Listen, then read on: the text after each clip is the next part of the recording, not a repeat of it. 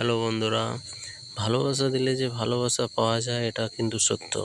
দেখুন এখানে একটা ছোট্ট পাখিকে আমি পোষ মানিয়েছিলাম, সেও আমাকে তার মতো করে আমাকেও সে অনুসরণ করছে, আমার কথা শুনছে।